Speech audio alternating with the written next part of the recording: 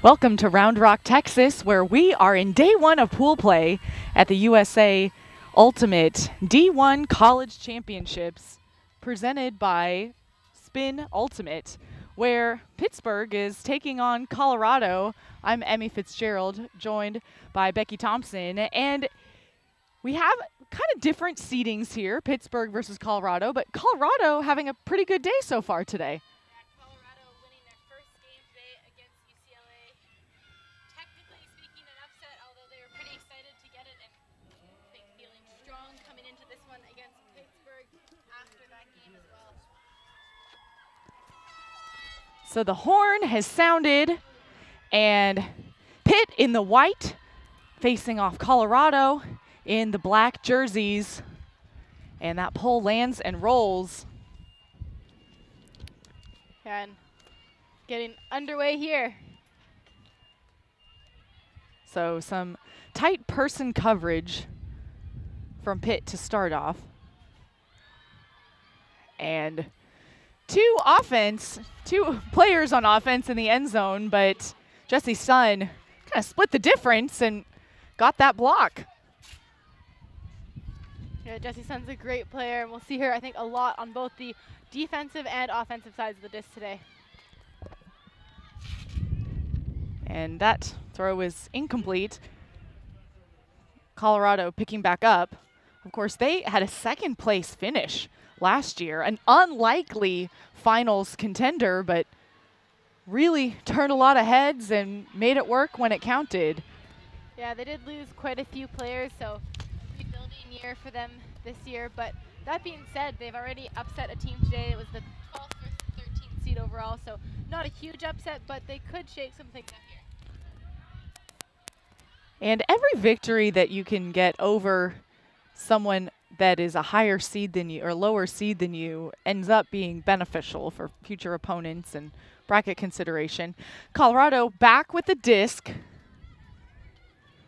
approaching the end zone, and the wide throw was just a little too far wide to the left.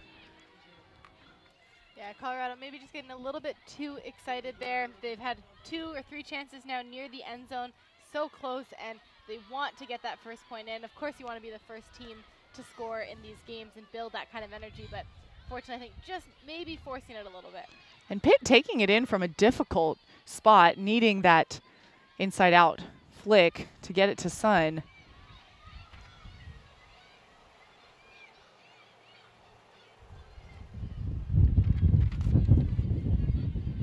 Just a big gust of wind, and it flies overhead.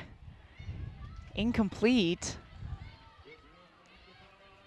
And you can see walking around these field grounds, the wind making a factor all throughout the complex. Now Colorado back with the disc. They've managed to swing it over closer to the near sideline.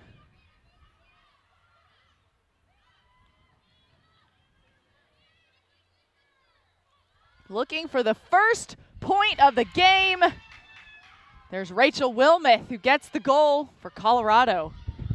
Rachel Wilmoth doing such a good job of splitting the field there, moving all the way over to that far side of the end zone. Receiver, strong receiver in Wilmoth. You can see the little head nod there from Colorado, encouraging Wilmoth to make that cut and continue over to that side of the field, and they get the opening score. So to start off the day, Colorado holds for their first point of the game. Not their first point of the day, of course. But both teams were on bye the round right before this. So, Becky, what kind of effect does that have? A lot of people think a bye is a good thing. Yeah, it can play both ways, of course. It can be a good thing, especially with so much heat, to get that rest and recovery. It can also cause a team to lose their momentum, lose their focus, and some of the energy they need to carry them through. You see a lot of teams who come through close games or games that they win, and they can carry that straight through into the next game they play when they're back-to-back games. You give them that time to think about it in between, and sometimes that's the difference maker. Momentum is a strong force. Both these teams have played one game so far today. Pittsburgh faced off against the #1 seed in the tournament, North Carolina, and North Carolina beat them fairly confidently. The score of 11-2. So, but not totally surprising when you look at the 1 versus the 8 seed overall in the tournament. So Pitt on offense. Person defense look, and Colorado gets the turn, immediately shoots for the end zone, and that's a break. It's a break and an upwind score at that as well. And we've talked so much about the wind, but it is a huge factor today. It's caused a lot of people to struggle with their throws, but this throw from Colorado, you can see, put into the wind, blades directly into the hands of the receiver for the break. So that was Sarah Nadler with the throw. And we will check on the receiver.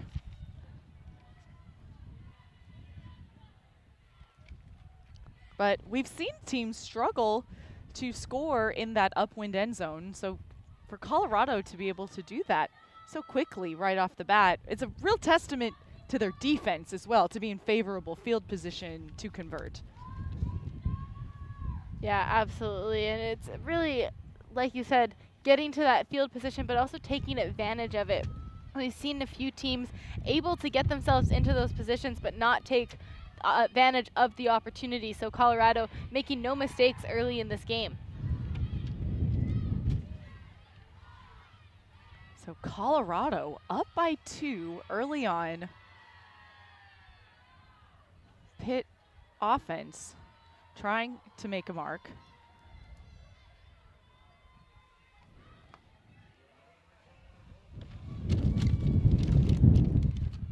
And a huge wind gust just as the pole goes up. Isn't that life? It's always super still until it's your turn to pull, and it's this huge wind gust. But it actually traveled a pretty far distance, and Colorado is there to get the block.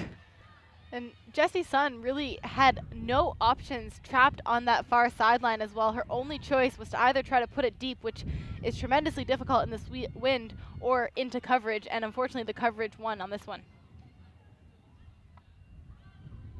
And incomplete. So Pitt with another chance on offense.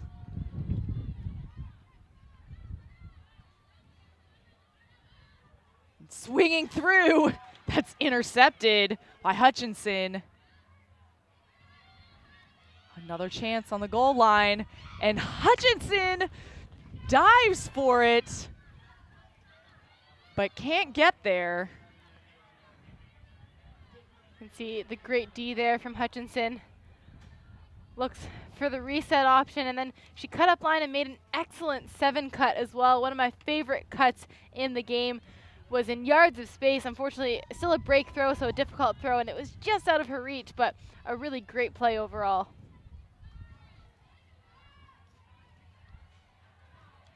So Pitt back on offense. Flanagan with the disc to Kosowski.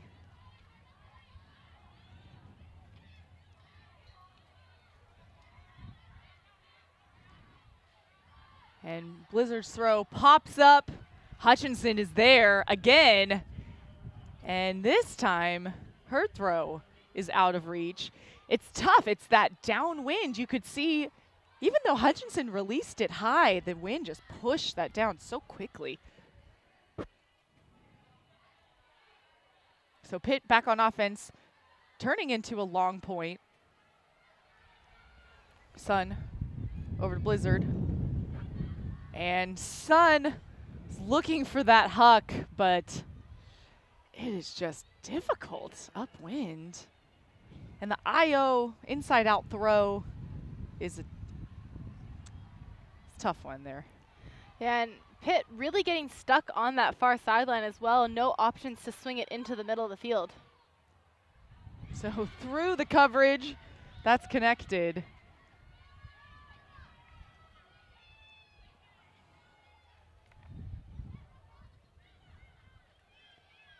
And continues Hutchinson will slice through, and there is some discussion. The observer started to rule a goal. Elizabeth Rothrock has the disc. Let's take another look. I know what I think I saw on the replay. I'm curious what it shows. Yeah, I think that's down. Yeah, unfortunately, it just hits the ground and bounces into her arms. And she's got her eyes closed in that bit as well, so easy to think why she might have retained possession, but it is absolutely the right call that the disc was down.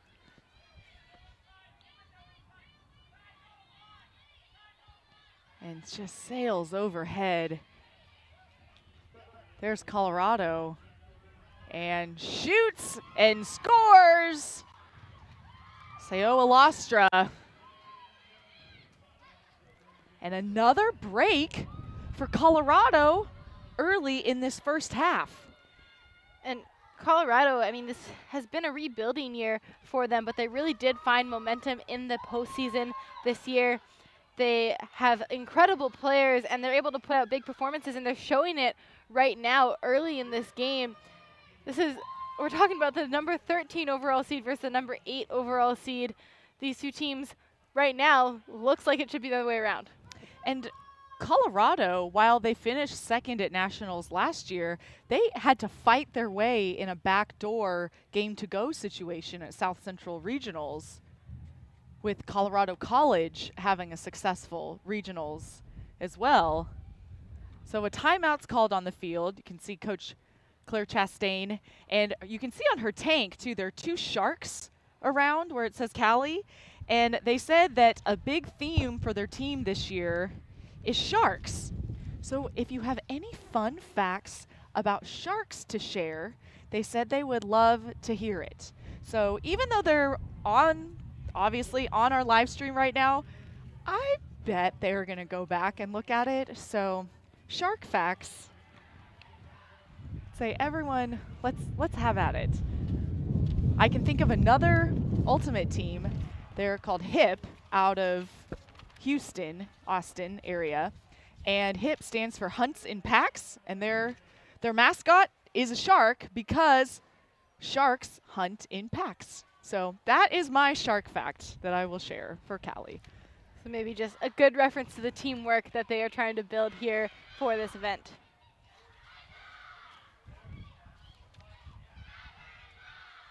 So Colorado coming up to a startling 3-0 lead, but so much Ultimate still to be played.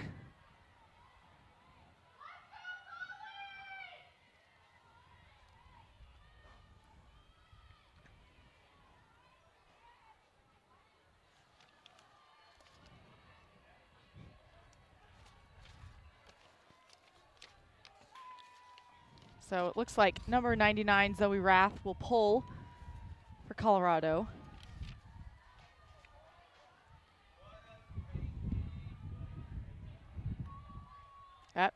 Take it back. She was just holding the disc.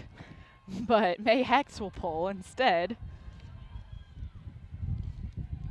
Be interesting to see what Pitt will call out of a timeout here. Sometimes you want to see your team come out and run a perfect play or something to get your team pumped up and remind yourself of what you're able to create.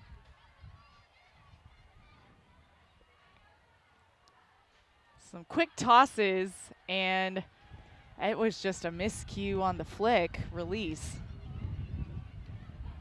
So Hecht will pick up. Hecht actually from St. Paul, Minnesota. Played Minnesota YCC, the Youth Club Championship. Colorado sends, Cutthroat is the name of their girls YCC team.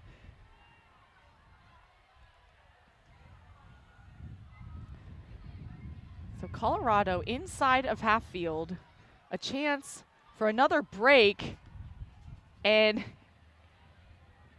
it almost seemed like it would be caught, but that's tough. The angle of the disc is tough. So here comes the huck. You appreciate the field position that Pitt was trying to achieve with that throw. Got our big gust of wind. And Sheffield overthrows Lou.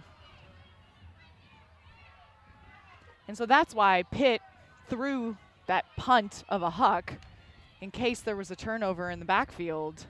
They're in scoring position. Pittsburgh with their first goal of the game. Katie Schreiber gets the score. Yeah, Schreiber, one of the main receivers for this Pittsburgh team. They've been looking to her all season long and doing it right off the bat here out of the timeout. So important for them to be able to score this point, come out strong, and maybe get their own momentum going after going down 3-0 to start this game.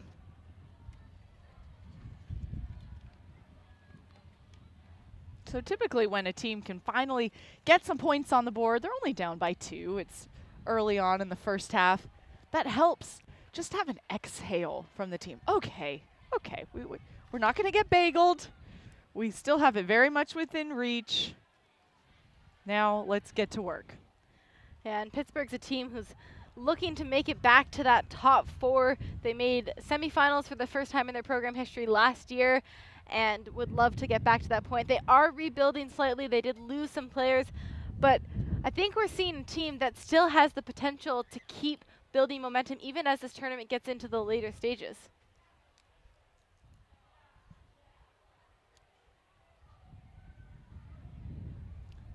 So we see some last-second coaching wisdom given by the Pitt coaching staff. Yeah, Ben Banyas, he's been the coach at Pitt for a couple years now. Familiar face in the college ultimate scene.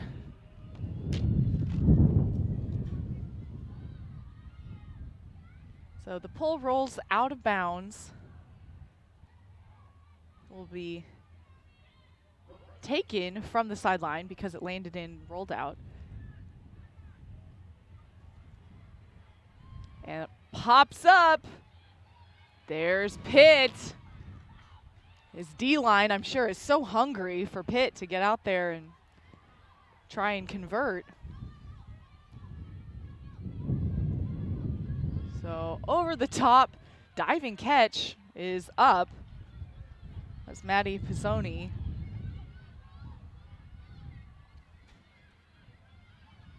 Annie Koch looking for the reset.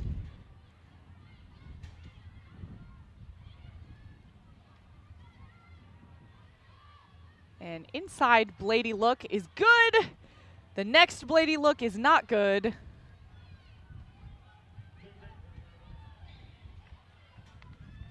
And you see the Colorado coaching staff just pointing towards the end zone. Get it to the other side of the field.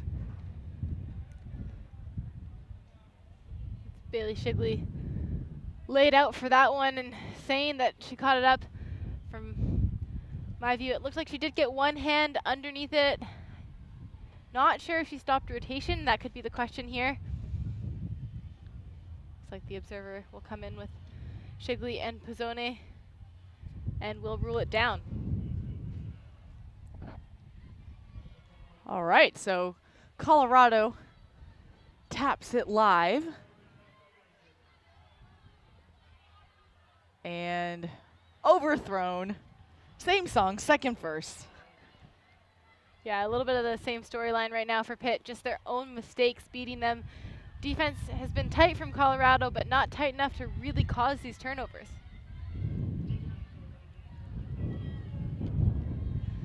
So Pitt will have to take it in over on the far sideline, about a third or so up the field. That's a difficult position. So it's intercepted, the look from Blizzard. And the throw was to space, but the receiver just couldn't quite get there as quickly enough.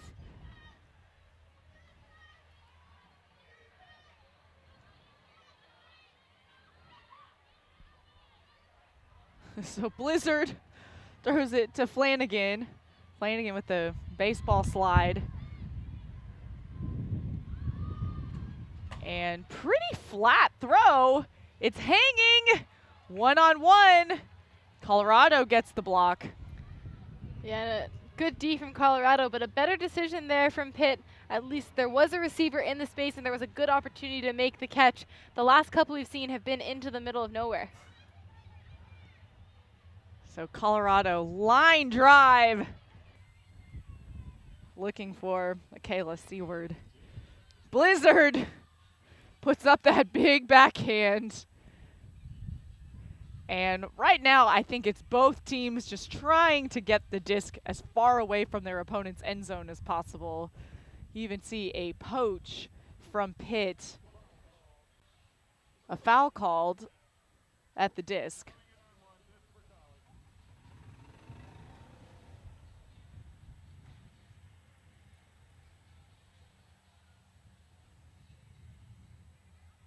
So big swing over to the far sideline.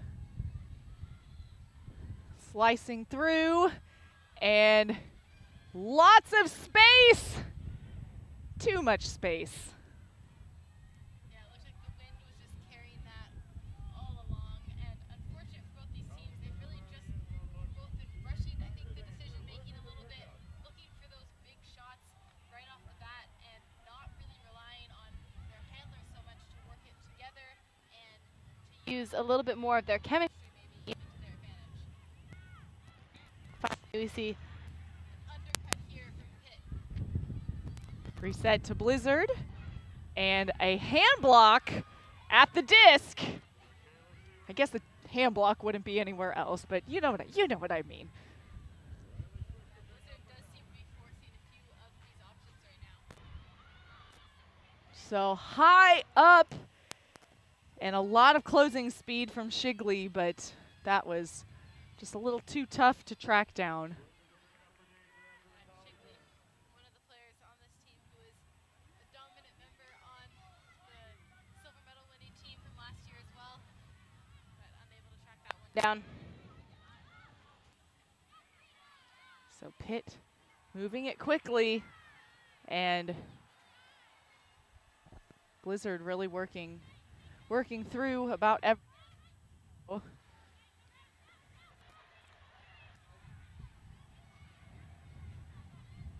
So nice float. No good.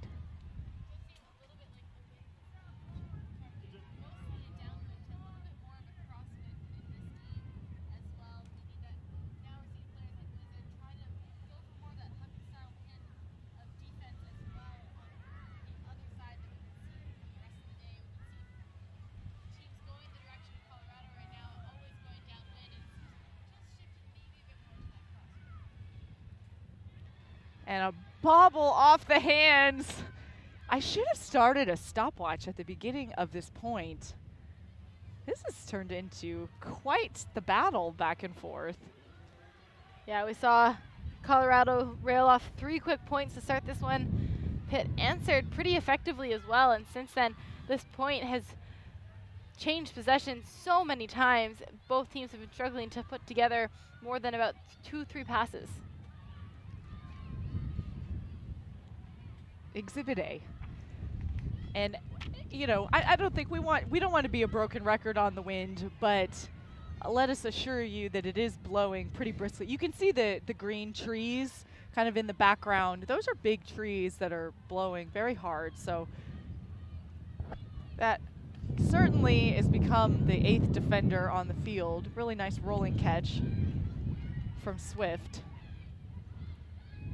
And a throw to space, incomplete. And this is where your mental fortitude really comes into play. Blizzard right away, it's intercepted.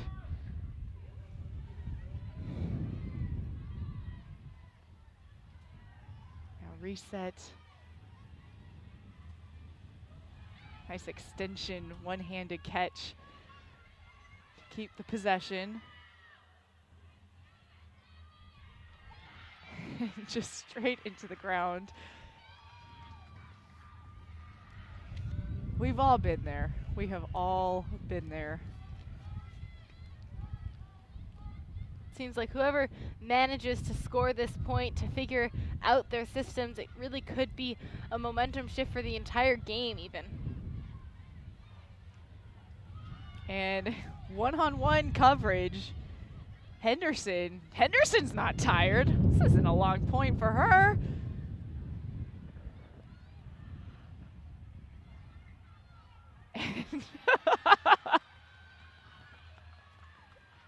Starting to see the same plays and movements unfolding right now on this point. Seems like the players on both teams are opting a little bit to try to rush it, try to force it, and for some reason, despite being 3-1 into this game, it's the 5th point in this game in which we're seeing the nerves really take place. And I will say it seems like both teams are taking this long point to learn the habits more and more of each other. So that's why you see more of these run-through Ds, hand blocks, you know, great poach blocks as well. Right, poaching in the space. Everyone should take a sip of Gatorade every time there's something that occurs. We have a completion outside the end zone. We're still not in. Oh, we're still not in. We're so close. And score for Colorado. Rachel Wilmoth ends the long point. Yeah, and a hold there for Colorado after all that back and forth. Sometimes easy to lose track of who actually started that point on offense or defense. Colorado gets away with it, but I say gets away with it partly because it did seem a little bit lucky. Either team could have walked away with that point. There was lots of turnovers, changes of possession, a few good defensive plays as well. And I think you're right, Emmy. Both these teams were just figuring each other out, figuring each other's marks, and maybe these are matchups we're going to be seeing throughout the rest of the game. And everything, I think, is just going to start to tighten up much more now as we can see the first team to reach 4 means that it will be a mandatory heat timeout. So they are walking back into the tents to get a bit of a breather from that, and after quite a long point, too. You know, I think everybody, whether it was a heat advisory or not, everybody deserved a breather after that point. Even the sidelines, they're still standing out there in the sun, back and forth. Rachel Wilmoth, one of the older players on the team, the woman who scored, she's 27, a graduate student at Colorado from Vancouver, Washington. Mechanical engineering grad student. You can see right now the Colorado coaches here in quite an interesting discussion. Looks like they're talking maybe about getting some more dish passes, some give and goes up the field, creating a little bit of flow. Claire Chastain there. Talk about building legacies. She's a legacy in her own right as well. Really, all three of them. Claire Chastain, Christina Mickle, Elliot Erickson.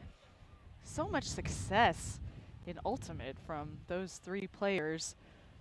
But Carolyn Normile is a coach on the Pitt side as well, the Callahan finalist in 2018 and national champion in the club division with Philadelphia Amp. Yeah, Normile, one of our Live Ultimate ambassadors here for the weekend as well. She'll actually be joining us at halftime to talk a little bit about what we've seen in this first half. Right now, so far, kind of the story of maybe some jitters, a little bit of wind. Has time to change, but it's also, we're seeing Colorado start fairly convincingly over Pittsburgh, and Pitt, a team who's seeded 8th going into this tournament. They want to be in a quarterfinal spot, but they could be looking at 2 losses on day 1 of the competition right now. And it's so interesting with seedings in a tournament. They're necessary, they're crucial, and I was listening to the Ulti-World Deep Look podcast where Keith and Charlie were talking about the pools and the seedings, and you know they're very much based on the season rankings and not as much with how teams do at regionals, which can go either way, right? A team like Colorado did not have the best regionals, but still did what they needed to do to win. There are other teams that keep progressing, and so how they perform at regionals is maybe better than they did the rest of the season. So how do you kind of reconcile the seedings going into this tournament, you think? I mean, I think the only thing you can really do, and I don't know how the point system works for rankings for USA Ultimate, but to put more points, more value on tournaments like regionals so that when you do come out, you get the opportunity to boost your ranking quite a bit. But, I mean, that being said, we're seeing a lot of teams. You look at the top 4, it makes sense to me that they are the top 4 teams in this tournament. Ohio State had a bit of a close game, though, in their matchup against UCSB. Went to universe point, double game point. They pulled it off 13-12, but the parity among the division has definitely increased over the last few years as well. It certainly has, and Dartmouth is the 2-time national champion, but not everyone thinks that they might be there for a three-peat. Yeah, we talked about the kind of blip on their season at the Northwest Challenge this year. But if you took out the Northwest Challenge, 4 of the, I think their 5 losses this season would be gone. So maybe a bit of an anomaly, but we will see how that progresses. We had teams like UBC who had extremely successful Northwest Challenges and then failed to qualify at regionals. So maybe an anomaly, but time will tell how it progresses. So Colorado up by 3 here in this first half of pool play. Emmy Fitzgerald and Becky Thompson pit right away, looking for the end zone, and she had to do about a 3/4 turn, but couldn't quite get there. Yeah, unfortunate there. Lynn Giannis just letting it fall over her head, didn't quite attack it at its peak, and when the disc falls like that to the ground, the wind especially just pushing it down, like you said, did almost a 360 while looking for that disc. So Colorado in break opportunity yet again in this first half, but almost looked like a little bit of a volleyball spike, but gets the disc right back.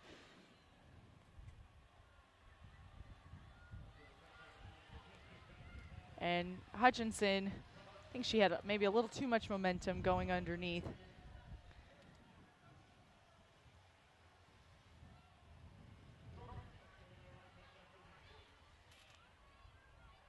Pitt back on offense. It's floating. It's out the back. Yeah, unfortunately we're seeing a few hucks like that today. Sad a little bit because you don't want to make your players, your receivers, run that much more than you need to in this heat. Want to give them real opportunities on that disc. Seems a little bit like a sprint for no reason when they're sailing out of the field the way they are. But that being said, also gaining themselves field position here and a chance to shut it down on defense right in front of the end zone. So it's floating, but maintains. There's Hutchinson. Continues to Lostra.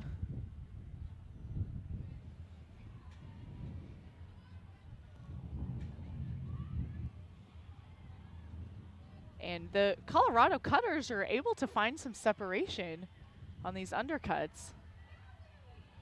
And looking for the end zone. Another break for Colorado.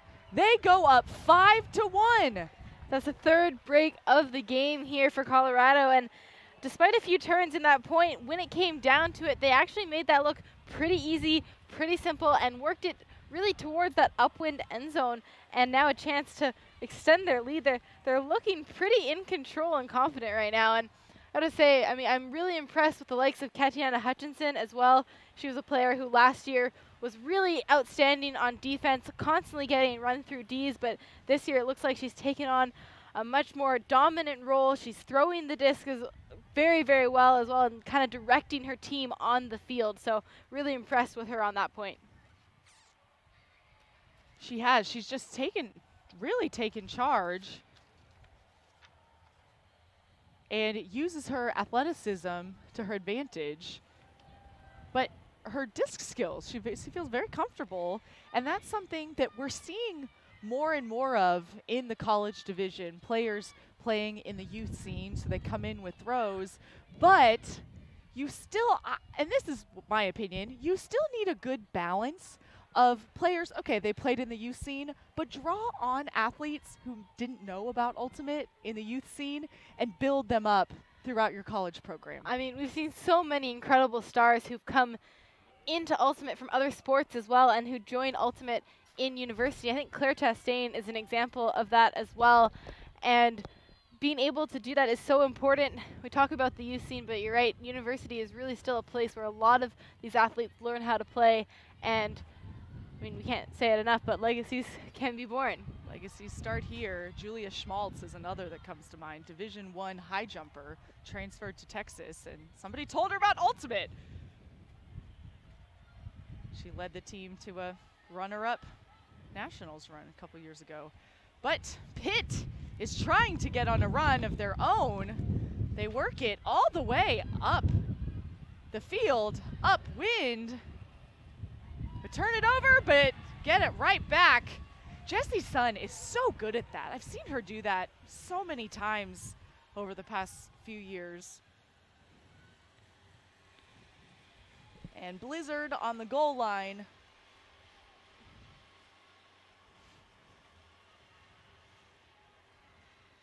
It's a back to Sun.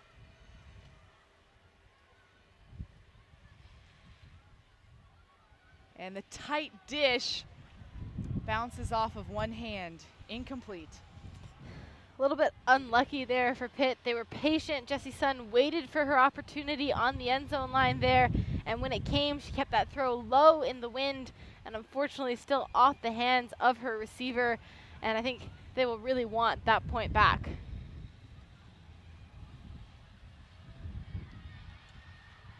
So Pitt mixing it up on defense, and the bookends will go to Anna Zhersky. That's 2 for Pitt. So Pitt finding something to get themselves the point here.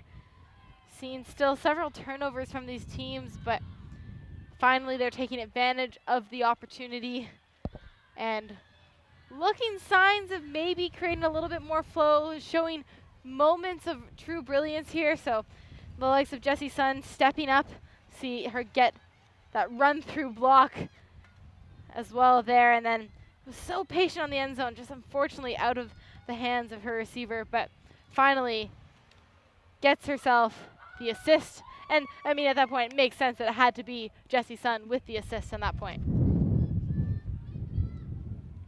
Jessie Sun was a woman on a mission that point. Forcing the D and then getting the assist. But that's what you need. This is nationals. Yeah, we've talked about how players can really affect the division as well, and you need the depth on a roster, especially in order to go far in the tournament, but having a couple key people, players like Jessie Sun, who can really lift your whole team, and occasionally, if they need to, take the team on their backs as well.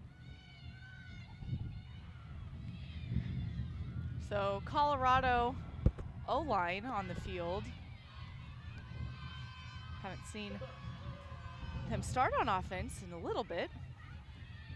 And that pull lands in.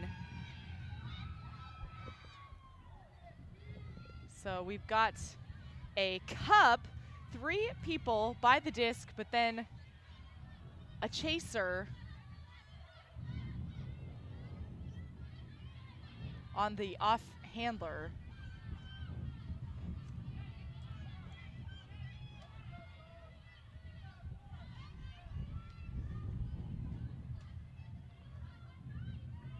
So the challenge when you have the 4-person cup, it's hard to break through, but when you do, if you are able to, it leaves your defense a little the defense is a little vulnerable because you don't have any more players left. Yeah, a lot of holes upfield, and we're seeing Colorado able to find them, but unfortunately, just a drop on this case.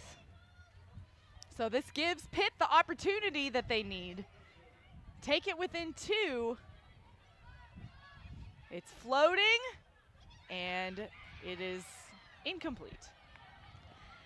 Yeah, a little bit unfortunate there. Hannah Boyd got low for that one, but it looks like maybe even as she hit the ground, it got knocked out of her hands.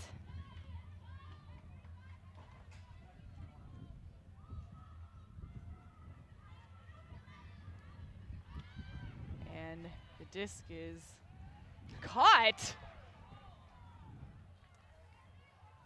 And still alive.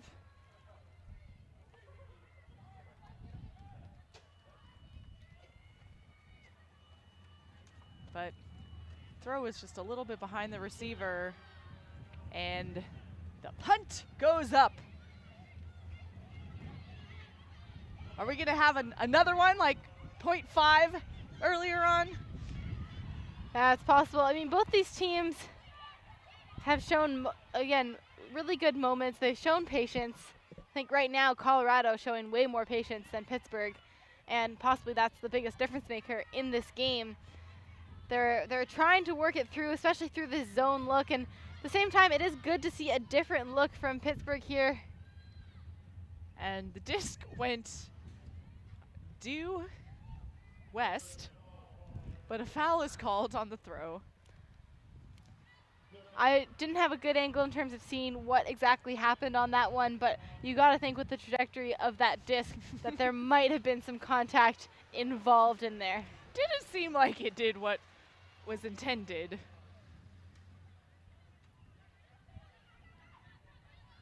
And still live, ricochets off of Pitt, so it's there for Wilmeth.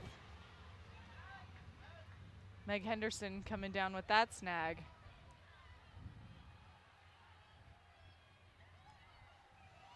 And the cup drawing back in. And Henderson dove for it, but instead goes back to Pitt.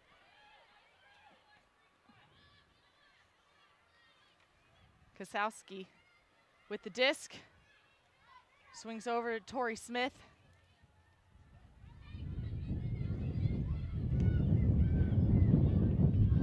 And I think it was a hand block. It was a hand block. Just a little touch there from the defender. And Bergstrom did a good job to read it, forcing the turnover here, and Colorado get another chance on offense. That was too low. It's a true gift here to Pittsburgh if they can take advantage, though, a chance to get their first break of the game. Especially in the middle of the field. Look at Alongo with that spin move. But another hand block. Bailey Shigley is having a pretty great game so far, Emmy, and we've seen her do it really calmly on offense and now seeing what she can do on defense as well. So the zone kind of trying to trap that corner. But you see the Colorado handlers moving the cup around to try and create open space. And there was an open Colorado player, but the throw just wasn't there. Yeah, Shigley was just running out of options, and she opted to go for that inside-out backhand instead of maybe trying the around flick. Both are difficult in the conditions today, but going for the around throw, maybe more opportunity for it to come back in bounds. So Kosowski with the disc, and toes in. Pitt gets a break. Tori Smith gets the goal. Tori Smith doing a phenomenal job to just keep her toe in bounds. And, you know, sometimes you encourage players to just worry about catching the disc instead of worrying about where the line is. But I think in this case, great to get this point over with. They've got their first break of the game. They've got it going downwind, but they've really given themselves a chance to be back in this one, now only down 2 points. And this is more what we expected from this game. It is definitely more what we expected in this game, and it didn't go quite as long as that 0.5, the 0.5 that will live in infamy as far as this game is concerned. So far, so much more ultimate still to come.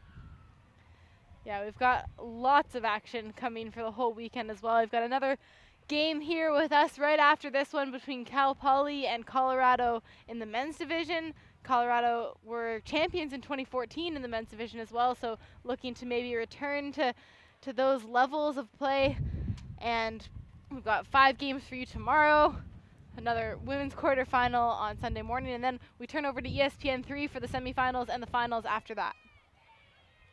And we saw that on-air crew hanging out a little earlier. Evan, Ian, and Megan trying to catch the action right away. And the pull just kind of bounces around. So just outside of the red zone for Colorado.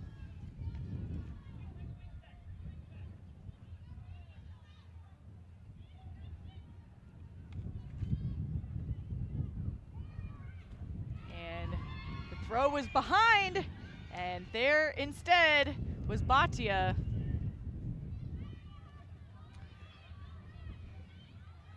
Colorado looking like a little bit of a different team than we saw in those first 3 points of the game.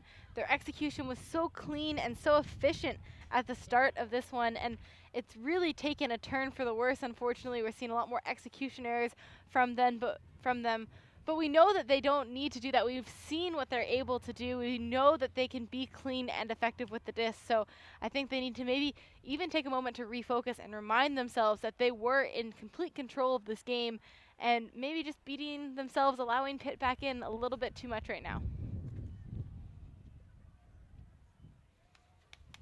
And credit to Pitt, too, for even though they are down 2, had a little slow start, or charging hard.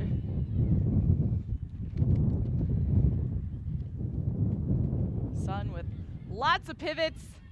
She's looking for her next option.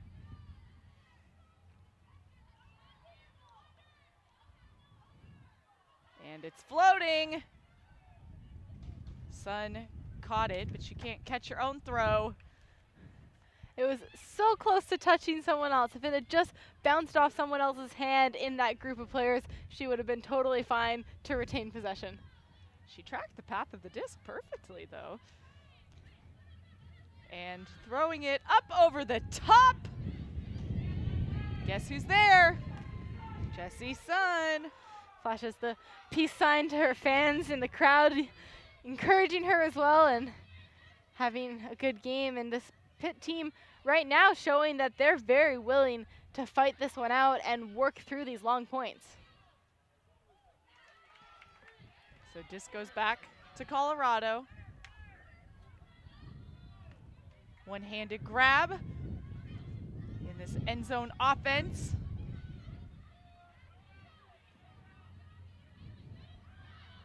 Not in. A pick was called as well. Was very open, but it wasn't in the end zone. It looks like Pitt player just going to catch up.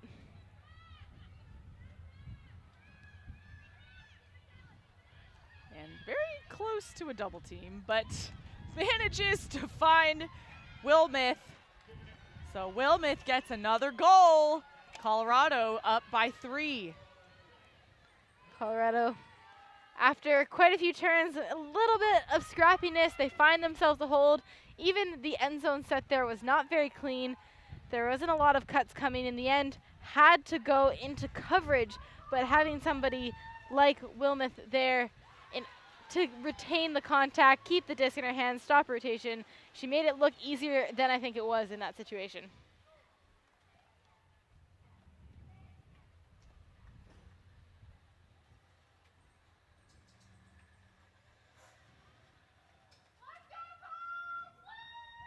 Colorado takes an early lead to start the game.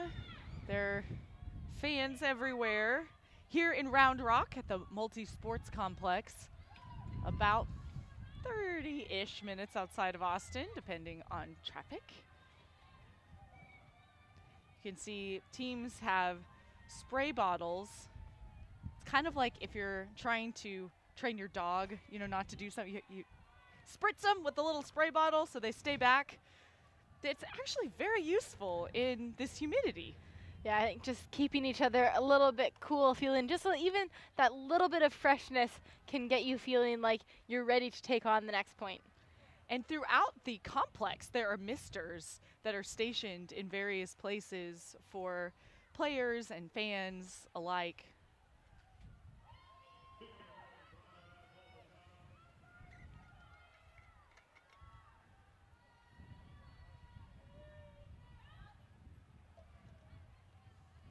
So Kosowski with the disc. Moves over. And puts up the backhand. One-on-one. No good. Yeah, Pizzone there, Picone, sorry, trying to chase that one down. And again, a little bit of the wind just pulling that away from her. It was a good cut and a good decision as well here from Pittsburgh. We've seen them throw a few up in order just to gain that field position. But in this case, I think actually making a really good call to an open receiver, just not able to quite get the same kind of execution on the disc, but showing movements in the right direction. So through tight spaces, able to complete but not continue. Kosowski with the disc. Over to Smith, back to Kosowski, and a pick called. Yeah, a little bit of congestion in the middle of the field there.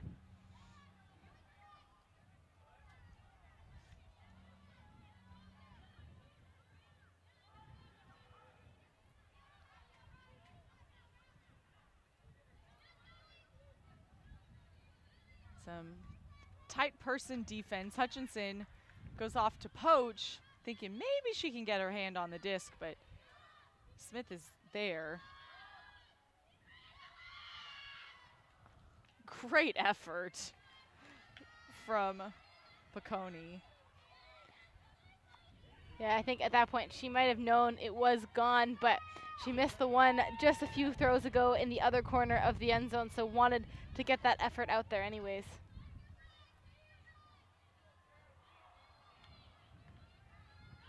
And Kosowski got a hand on that throw. So Pitt will take it at the front cone, hoping to get it within 2.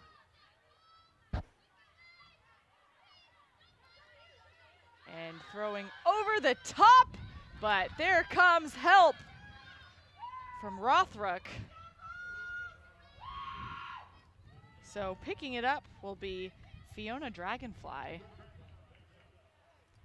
See if Colorado can get themselves the full 70 yards upwind with some much tighter Pitt defense than we saw in the early parts of the game. Hutchinson threaded it through, and she knew she needed to keep it low. You could tell from her release point, but maybe didn't have enough base to throw that accurately. Fortunately, the wind pushing it down into the ground, but absolutely the right look from Hutchinson there. Just the execution has been the story of multiple throws right now for both of these teams, as you just saw again. Pitt sailed that disc directly out of bounds, and Colorado's going to get to walk it up about 20 yards out of their own end zone. Manturek was the thrower, and it will be tapped in by Capra, who will walk up to where the disc went out. Manturek threw it pretty much straight out of bounds from where she was.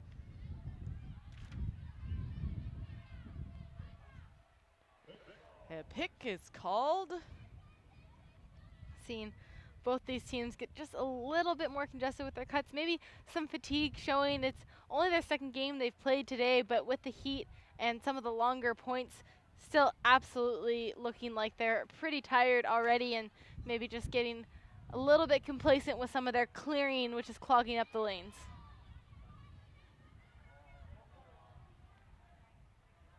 So Colorado puts up the blade.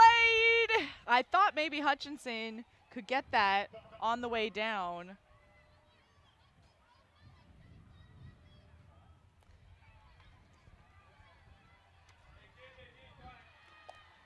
And that disc is up.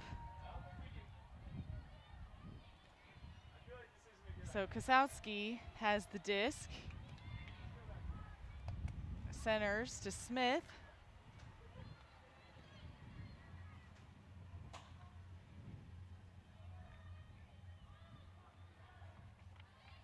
Disc on the far sideline. Schreiber using everything to keep that up. Kosowski toes in, observer rules in. Yeah, it looks like there was possibly an injury. Also, a pick was called in the middle of the field before that. Not sure it affected the outcome of the throw, but did stop play here. And a great grab there to keep that disc in bounds. As I said, the observer did rule it in. Looked like she had possession of the disc, but almost looked like she gained full control just as she stepped out of bounds, but hard to tell from here. Got to credit the observer's got a better view than us on the line right there.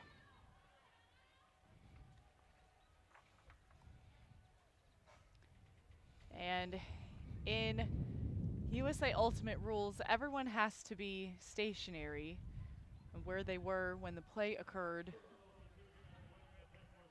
And also depending on when the pick is called and the throwing continuation rules. So the disc will go back one throw. Hang on. Oh, but now we're figuring out the count.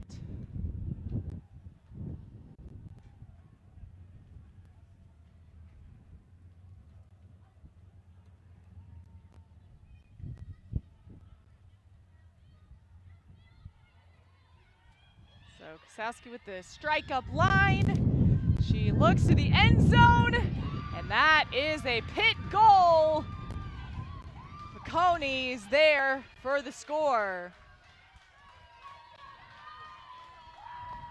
That's a hold here for Pitt, but a really important one at this point. Now 6-4, they're within 2. They've managed to trade the last couple of points, each team getting a break back on the last one as well. So keeping themselves much more involved in this conversation, showing that maybe the start of the game was a bit of an anomaly in the run here to make it 3-0 for Colorado. I'm sure Colorado will want to come out right now to show us that that wasn't the case. As looks like Pitt has actually called in a timeout. I think possibly making a few more readjustments on defense in order to cause some turnovers, as well as take advantage of the disc on their transition, and also I'm sure to give the players a little bit extra of a break in the weather conditions. This would probably be a good time for Pitt to adjust their lines, maybe do more of a kill line scenario. Try and get a break here, take it within 1. So be sure to join the conversation. Hashtag USAU D1 Champs. Leave a comment. Tell us who you're cheering for.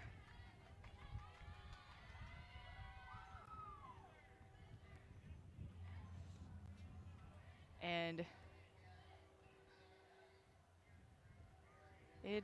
there's one comment. The wind is mocking the talents of these teams, but that's ultimate. That is a very true statement.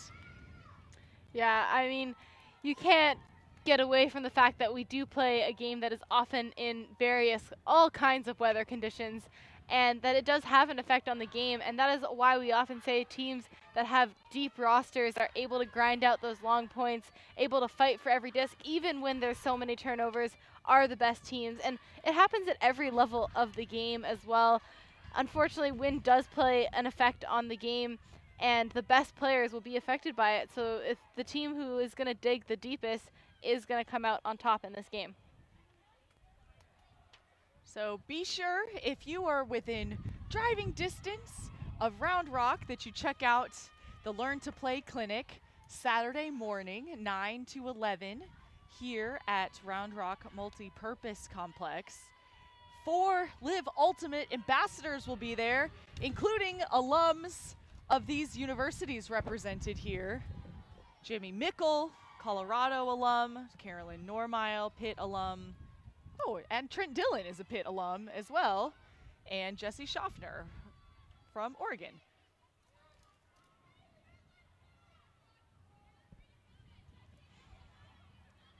So Colorado on offense facing a zone.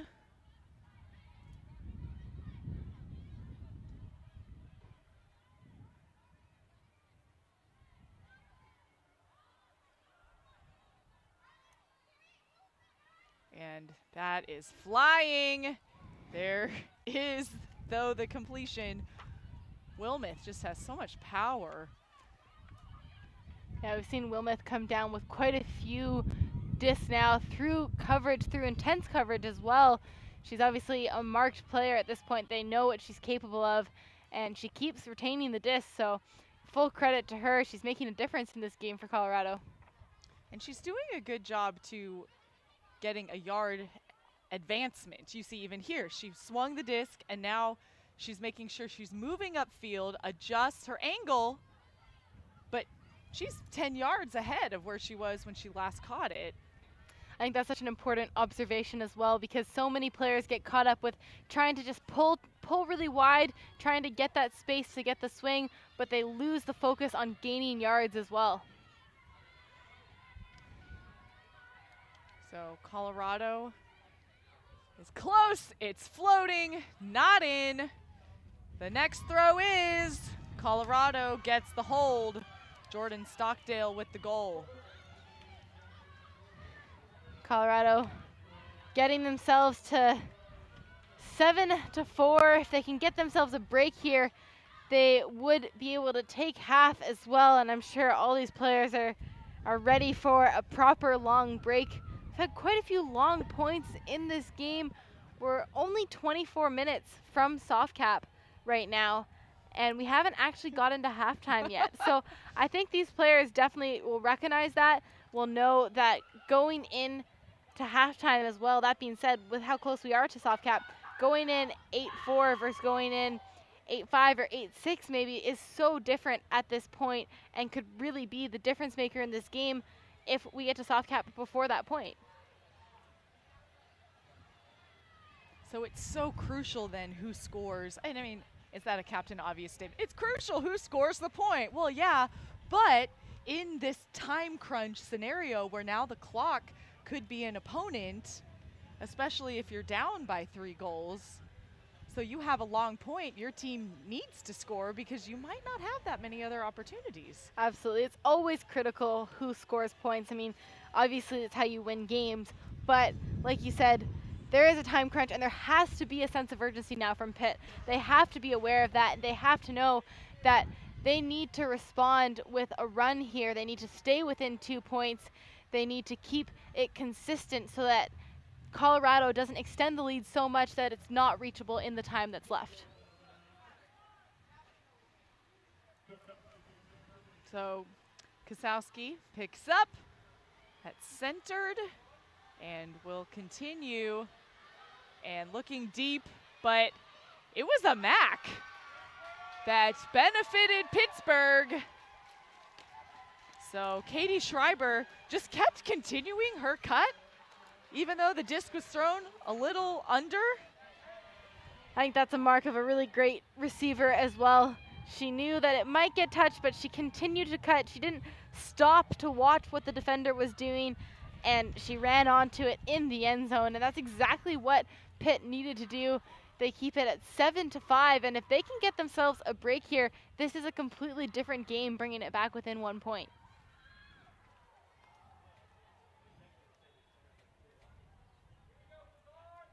And it was a short point, too. So exactly playing into what we were just talking about. Yeah, we haven't seen too many short points in this game, but the more the better for Pitt in terms of coming back, but also for the fatigue that all of these players are clearly feeling as well.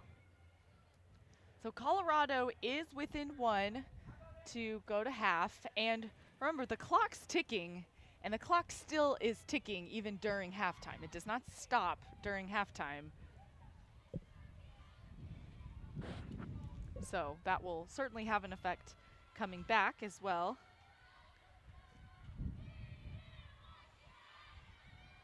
Interested to see if Pitt try to do anything different on defense. We've seen most of the same 2 looks from them. They've got the zone look that they pulled out, and then their person-to-person matchup. Maybe more of a junk zone, something a little bit different to maybe put some person defense on the handlers and zone in the lanes. We're going to see a regular zone from them here, but something to change it up that maybe Colorado isn't expecting.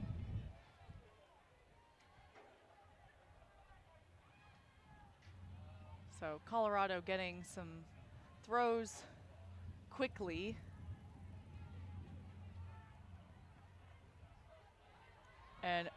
over the top.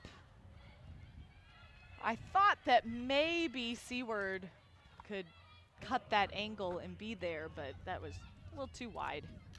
Yeah, working so hard to get to that space before the disc got there, but unfortunately it was blading towards the ground. But not a bad option there, especially over the zone, as they're going to pick it off right away. And that's the other thing, is you get the field position with that kind of throw. So Colorado will get it just outside the goal line. Macri will check it in. And looked, there were a lot of people going to the same space, but Blizzard was there. I'm liking this Blizzard-Wilmoth matchup.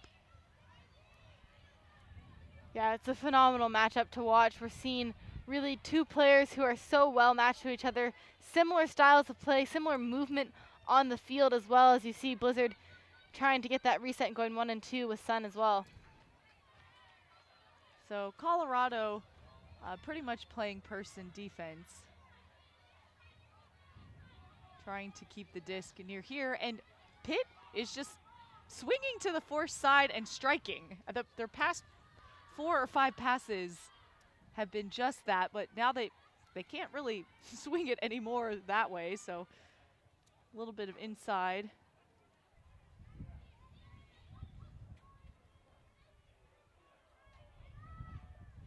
So if you're Colorado, you just want to keep pushing Pitt to that sideline.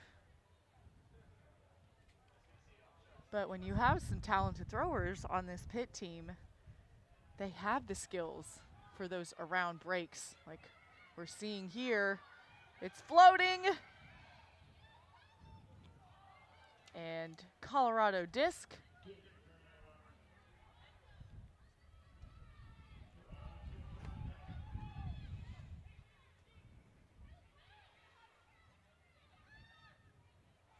Anderson catches it, but a pick call. Not surprised to see the pick call. Looks like the defender, though, just saying, I'm just going to catch up to set the mark. You were going to catch it anyways, which is great spirit to see from a player down here today. And that is technically, it's can you make a play, not, oh, you got in between me. That was not the throw they were looking for the score. Yeah, you could see just as it came off of the hand there, it bladed with the wind into the ground, not the way that they wanted the throw to go, and Shigley couldn't quite track that down.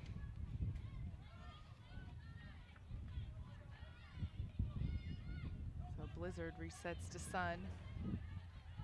Surround to Smith.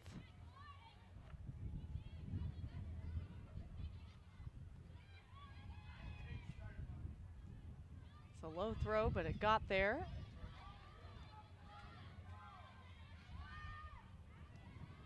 And now working it up through the middle, Pizzoni.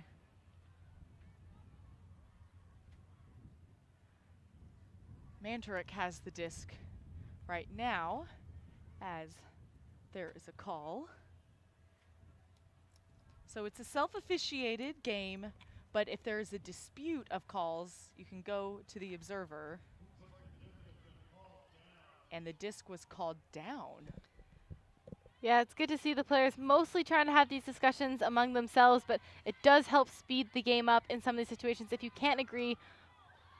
And unfortunately, that's out of the hands of Colorado. But yeah, if you can't agree on a call, one player said what they thought happened, the other player says what they thought happened, you agree to go to the observer instead to get a third perspective. And running through is Rachel Wilmoth, but Flanagan saying there was some contact.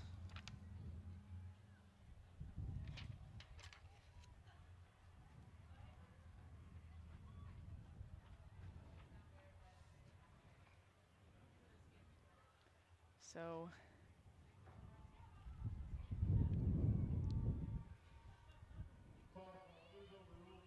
the foul call is overruled. So Colorado will tap it in, maybe about, I'm going to say 8 yards outside the end zone. And still looking to close it out for half here. And bobbled and caught. Jordan Stockdale catches it, and Colorado takes the lead. They've had the lead the entire game. They have 8, Pittsburgh has 5. Stay tuned. We will have Live Ultimate Ambassador Carolyn Normile with us at the half. So excited to talk with her. We'll be right back.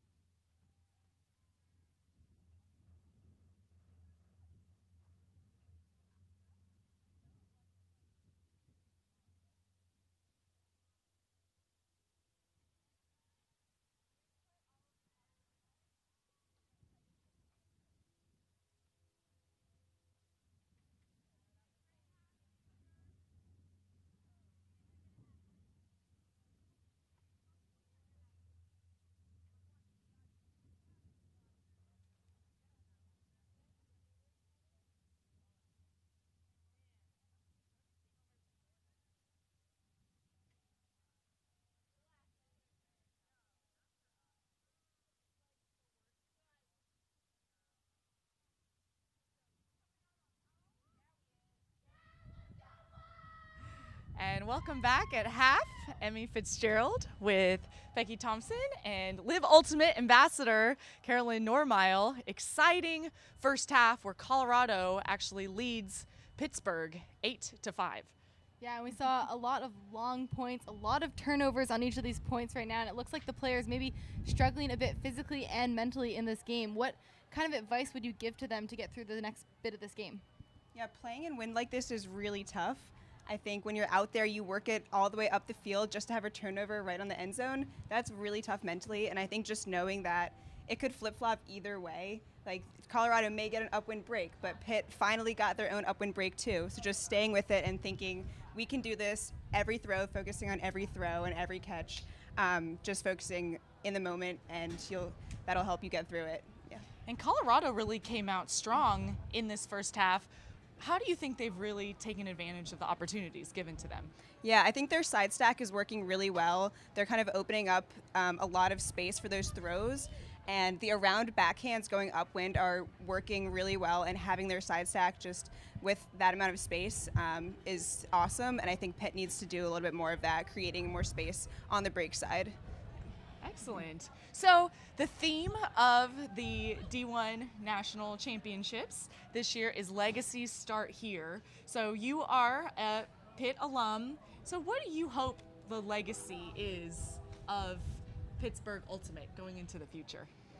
I think their legacy is going to be just a team that grinds.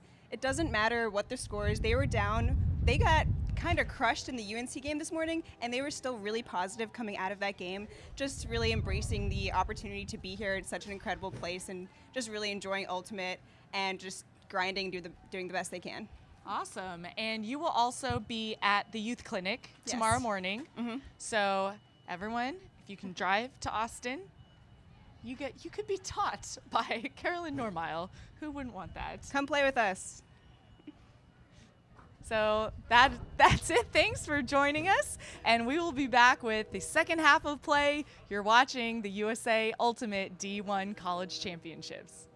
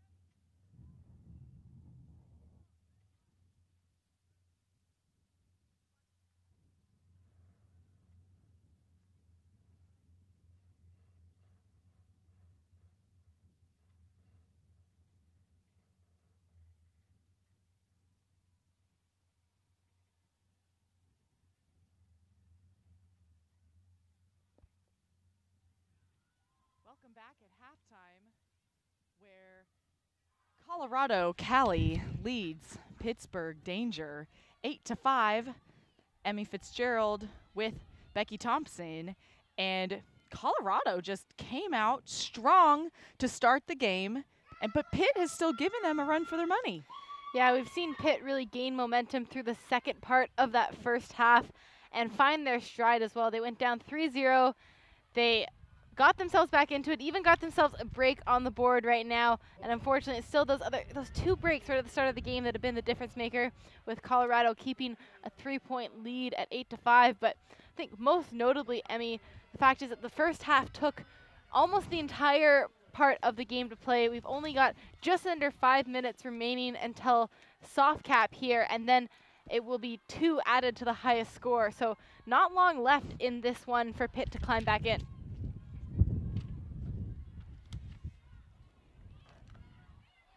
So Tori Smith running out of options, launches it towards the end zone. Incomplete.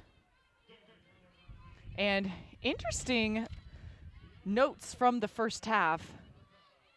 No one has both assisted and scored. Isn't that interesting? That is interesting. I think that speaks a little bit to the depth that both of these rosters do actually have as well. We've seen lots of turnovers in the win, but we've also seen them able to involve a lot of the players on the field, and a stat like that just shows you how many of them have been involved. So Colorado with that line drive, but a stall is called back at the throw. Emma Capper was just looking to get rid of it. There's some discussion back at the disc. It's like agreed that she did get it off in time, and so the disc will stay where it was. Still a turnover, so it still will be Pittsburgh's disc, just the discussion on where that disc would start from. Actually, the stall call was upheld, so it goes back. A lot of various pointing by the observer, maybe misread his signals, but either way, the disc is in the hands of Pittsburgh. But especially with the wind, we talk about the importance of field position all the time, and this is a big opportunity here for Pitt, needing to get themselves more points on the board. So Kosowski picks up. It is getting warmer and warmer. 89 degrees Fahrenheit, feels like 95 degrees. Humidity's gone down, though, about 50% from around 70 earlier this morning. Over the top. That looked like it could have been a very ugly collision between Hutchinson and Ilongo, but instead will be Colorado disc. Yeah, Ilongo, I don't think really had her eye on where Hutchinson was, just mostly on the disc at that point, but good job for Hutchinson just to stick her arm out in there to get the D, but keep her body out of the conversation. And intercepted by Kosowski.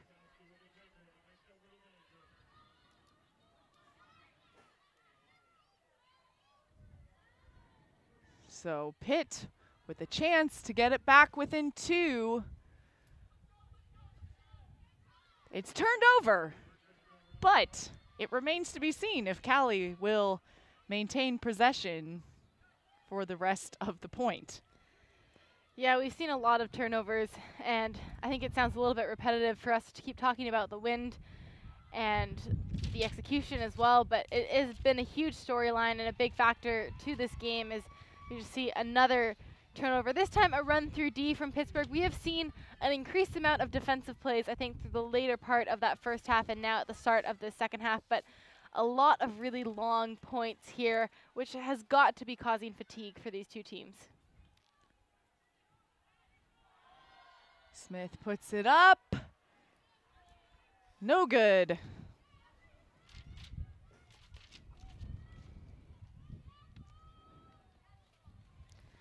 This Pittsburgh team is looking for their first win of the day still. They did fall to North Carolina this morning 11-2, although North Carolina is the #1 overall seed in this tournament, so not a total surprise there.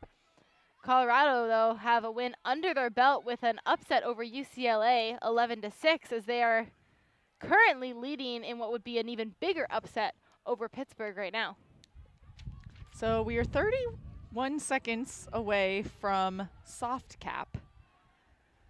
So whoever scores here, add to, intercepted by Colorado.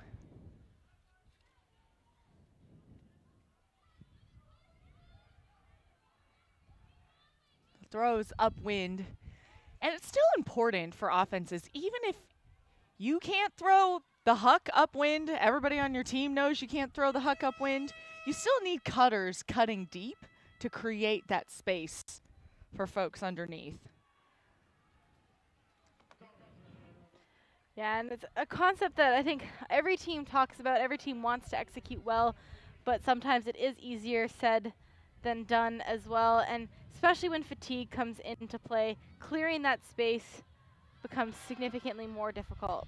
So that's the huck. That is the 44th turnover for Pitt this game. 43 turnovers for Colorado. 44 turnovers for Colorado. I think with that one, we're tied at turnovers. We're tied with turnovers.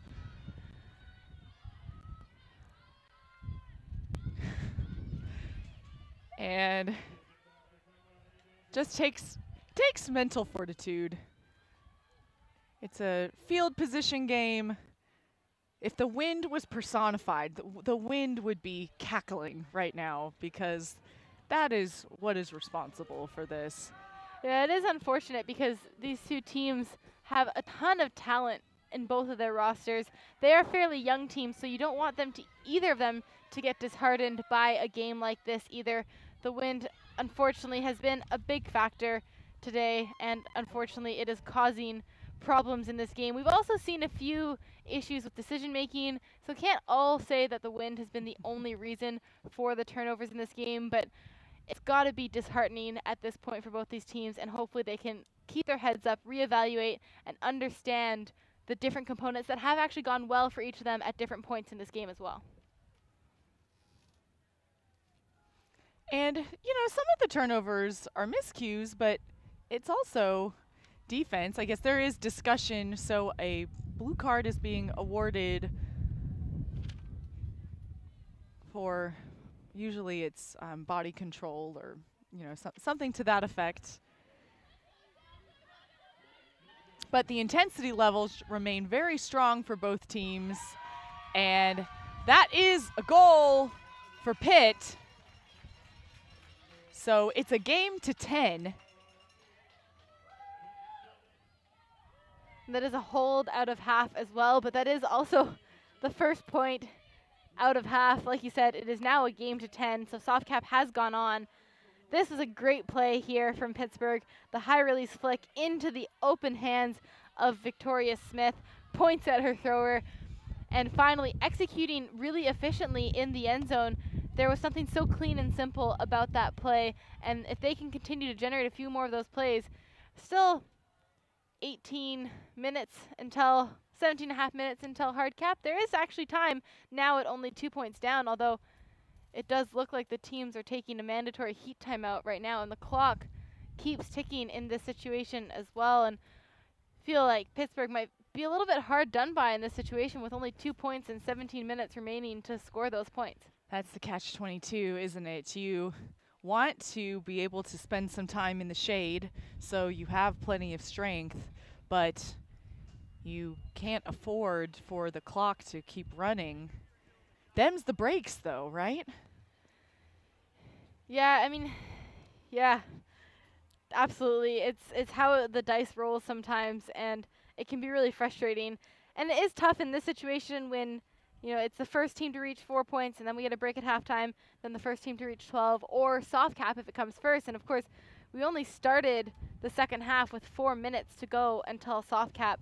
So they just had a break. So it feels a little bit hard on these two teams to make them go through this again. That being said, it is really hot, it is really humid, and it is important for them to take the breaks that are needed. Certainly all the players' health is more important. At the end of the day, it is their health and avoiding any illnesses that or injuries that might come from it is more important than whoever wins. But, you know, it's also a good lesson whenever we've seen this in the NBA playoffs lately. Buzzer beater shots. Oh, man, you know, where there are always controversial calls at the end of the game, but there are always things earlier in the game that you can point back to. You know, if we had taken more control over this or control over that, then we might not be in this situation. Luckily, you see Pitt their spirits are very high. They're keeping up even as they're underneath the tent. Looks like they're channeling some Texas country line dancing. Little boot scootin' boogie there. I can get behind that. That was one thing that Carolyn Normile at halftime mentioned as well.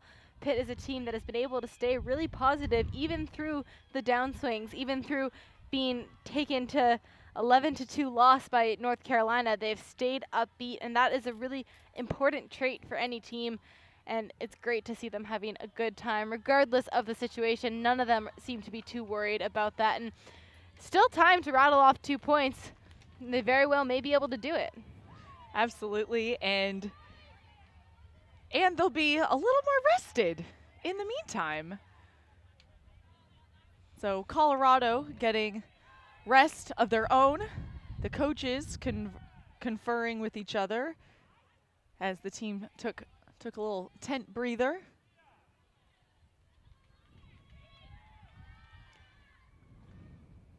So they will come back out, and Colorado is on offense. They will receive for this point.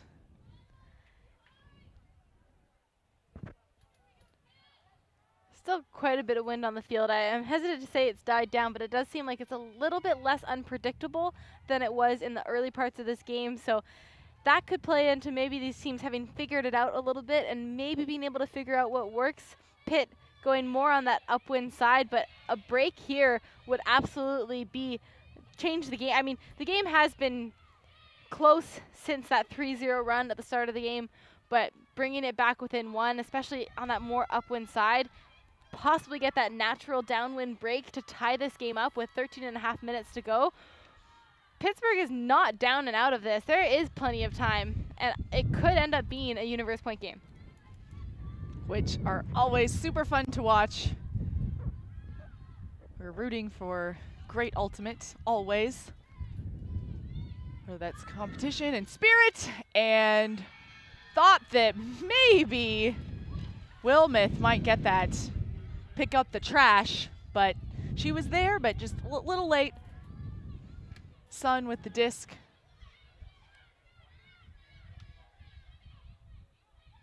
Blizzard slicing through 3. There were 3 Pitt players, but there is a Collie player closer to half field with her pick sign. Yeah, I think maybe a discussion on whether it affected the catch if she had a play on it. That just was trailing away from the offense as well, but it did hang up in the air, so could understand both arguments in this situation.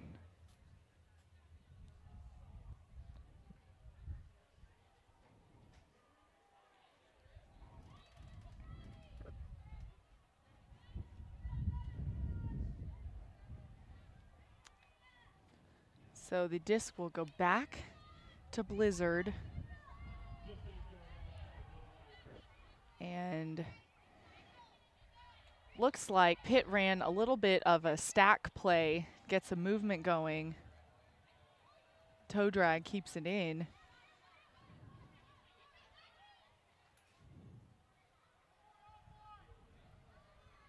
Let's see if Pitt can get it off the line. Yep.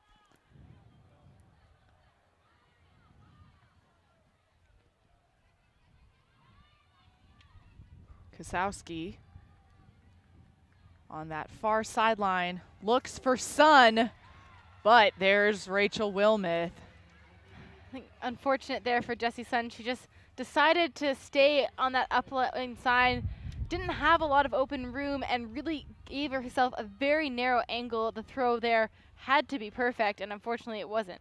But Jessie Sun gets the interception.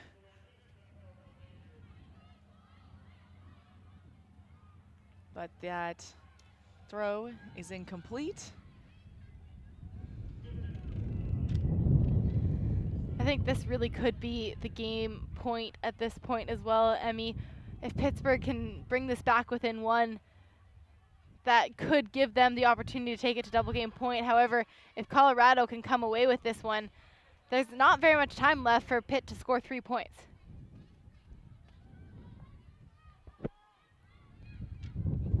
So Kosowski, so consistent today, leading pass to Blizzard.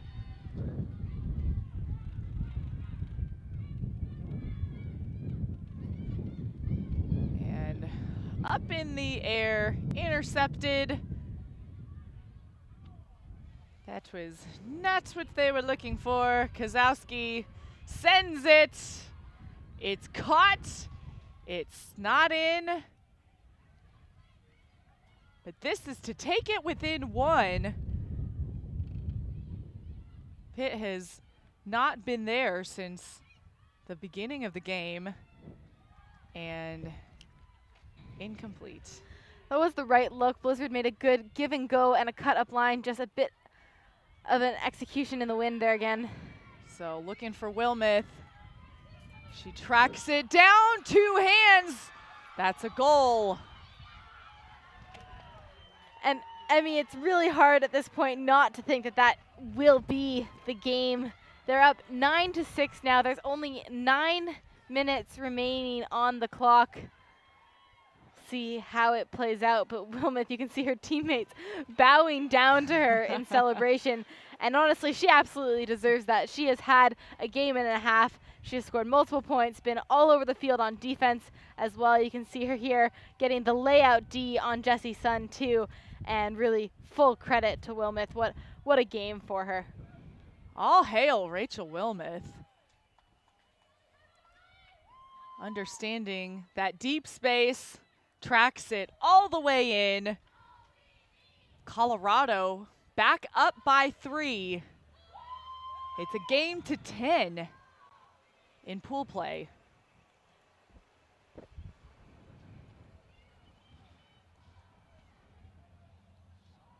And 8 minutes remaining, thereabouts in the game. It's hard cap until the hard cap horn.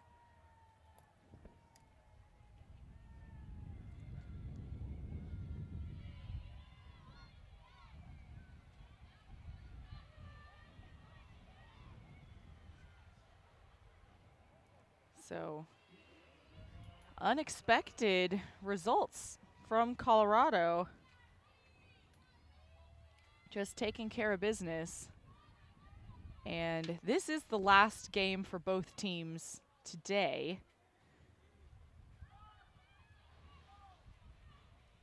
So there's every incentive to give it everything. Smith puts that one up, but incomplete.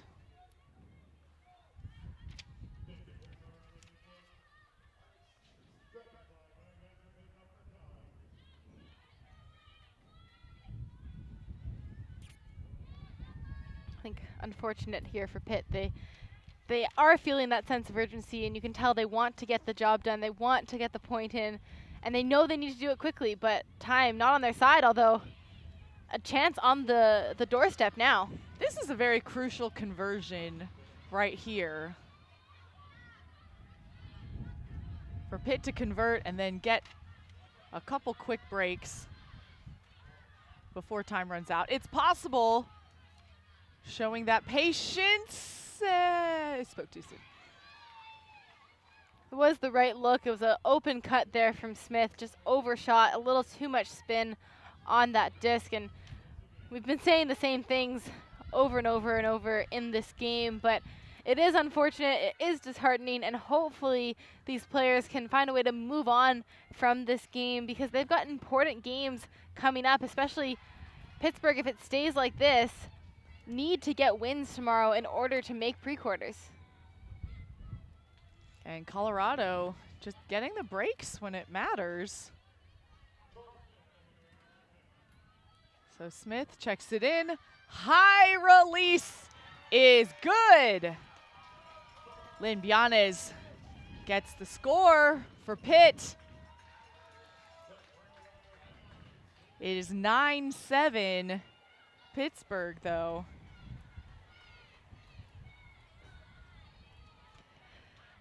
Pittsburgh would need to score a quick point now, and they need to score it in the next 5.5 minutes before the hard cap horn goes. Anything else, and they won't be able to play that last point of the game. That being said, if they can score before that horn goes, it's not impossible that they could take it to double game point. We've seen games go long. We already saw the Ohio State and UCSB game earlier go well past the time cap into double game point. So it's not over till it's really over right now, and they've got to get themselves on the line, and they have to get a turnover quickly here. So they score here, that gets them 8, but then they would need to have a quick break again, all within 5 minutes. You can't say it won't happen, but it will not be easy. Coming up after this, we have Cal Poly Slow versus Colorado men. And it's worth noting that we will be back with Pitt tomorrow morning as well. They'll be facing off against Oregon in a pool play matchup game. And Oregon, despite where they're seated in their pool, have beat Pittsburgh once this year, I believe on Universe Point at the Northwest Challenge. So it'll be a crucial game for both those teams looking to take possibly the second or third spots in the pool. Still undecided. We could still end up with a tie in this pool. Pool A, besides UNC taking the top spot most likely, seems kind of up for grabs right now. It really does. It's anyone's opportunity. Hutchinson with the throw, and one hand went up for none other than Rachel Wilmoth. Thought she might be able to get it, but maybe if she was 2 inches taller. It looked like just as she went to grab it, the wind just skipped it over her hand, and really unfortunate on that. It was a great cut, a great throw from Hutchinson as well, and just the luck not quite on her side for that one.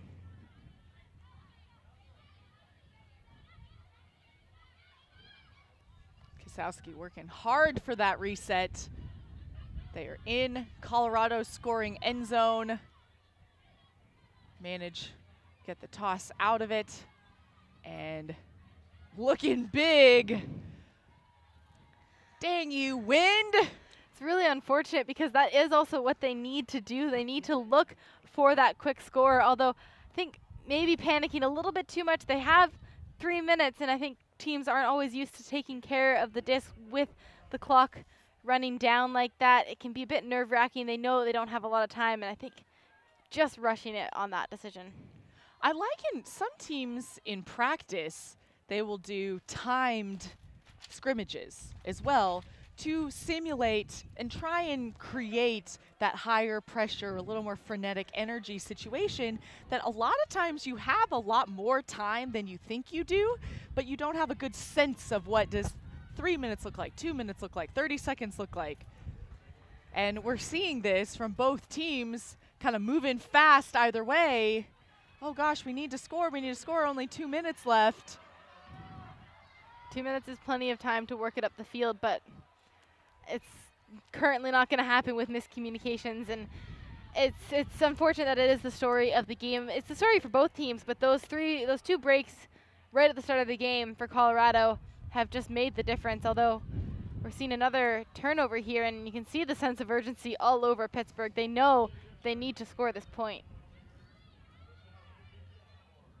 So 6 turns so far on the point. Kosowski looks for an open receiver, but poach from Capra. And right at the back of the end zone is Rachel Wilmoth. And with that, Colorado upsets Pittsburgh, the number 13 seed, besting the 8 seed here in pool play. They win 10-7. Colorado 2-0 so far at the college championships, and despite the fact that they say they're a rebuilding team, they currently are showing why they did end up in that silver medal position last year.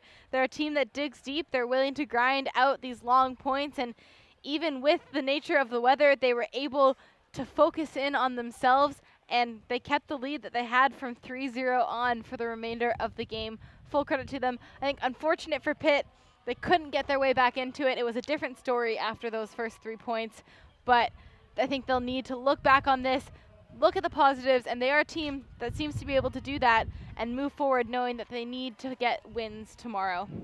So for both teams, that is it for today. But in a way, that's great.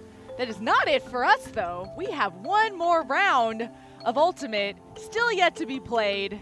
Can you believe we get to do this? Oh, so fun. So stay tuned. This USA Ultimate live stream is produced by Fulcrum Media. So much intensity on both sides. Visit collegechampionships.usaultimate.org. For Becky Thompson, I'm Emmy Fitzgerald. We'll see you next time.